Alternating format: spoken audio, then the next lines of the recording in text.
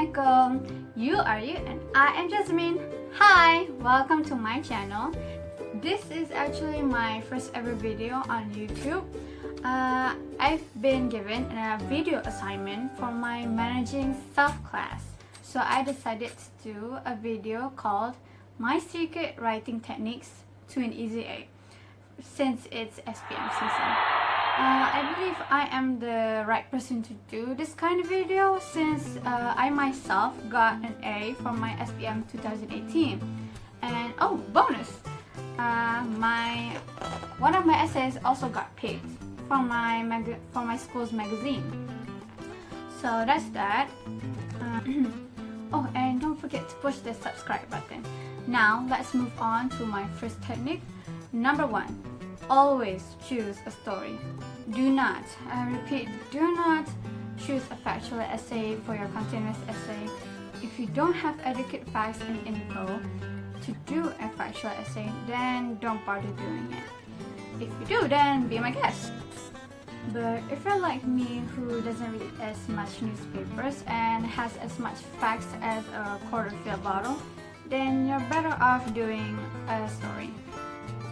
Number 2, prepare your writing material before the exams. This is actually a tip I knew quite late during my Form 5 years. Okay, what you do is you write a few essays, say 2 or 3 for your backup essay in the exams. Of course you can't memorize line by line, but you can remember bits by heart. This is actually a very good tip, especially if you have writer's block.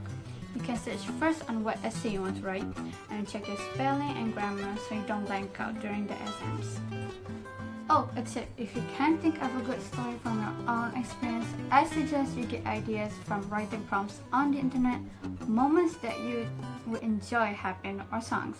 The last one may be weird, but I had done an essay that a girl friend-zoned a guy because she couldn't forget about her ex-boyfriend. You know what song that was? It was Pixie Lot's Broken Arrow. I got an A+ too! Your world may be small, but there are thousands of stories that you can find. Now, what happens if you can't fit your pre-written essay in any of the questions given? That's what tip number 3 is for. Number 3, put the answer of the question asked in your pre-writing material. I did say number 2 is useful. You just have to answer one of the 5 questions asked in one of your pre-written essays. It's easy. For example, I had write a story about how a girl couldn't forget about her first love.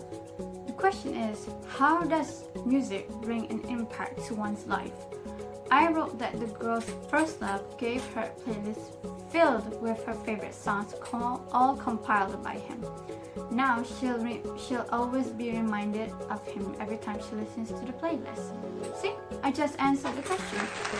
You don't have to change the whole essay to do it. A quarter is just fine. Number 4, know at least one basic idiom.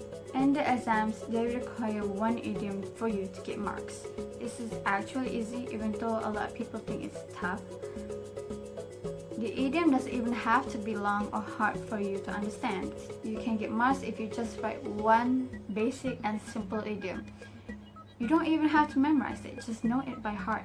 Some people don't know that some phrases are actually idioms, like a piece of cake or cross your fingers.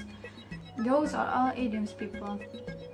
So memorize at least one idiom before the exam. It's a piece of cake, right? Number 4, have a signature ending. We all had those moments when you're not even halfway finished with your essay and you only have like 10 minutes before timeout. What should you do then? Of course you should finish the essay, probably too. Essays should have a beginning and ending. If you have a signature ending, at least one, then you can finish your essay properly with a proper conclusion, even if it's short. So even if you're running out of time, you have a basic idea of what to write in your ending. My personal favorite type of ending is the dialogue ending. An example, I wish I could turn back time to that moment. I'll list the other types of ending in this description. Now, the last technique is for when all the other 5 techniques have failed. Number 6. Copy down examples of essays. Yes, you heard right. Just open an example essay book and copy down the essays you think are interesting. This is probably the last method that you should do, especially if you don't have the time. But this method is effective. I've done it myself in elementary school, and look where that got me. A lot of people say that you shouldn't do this kind of method since it's not your standard. We should study smart. But I say just do it. If you're a slow learner like me, then you should give this method a try. Don't be embarrassed to be a little slower than your friends. Be proud when you get an A for your exams like I did. Okay, that's all of my secret techniques. Hope you can use my tips to get that A. Good luck to all SPM students now and in the future. Oh, and don't forget to subscribe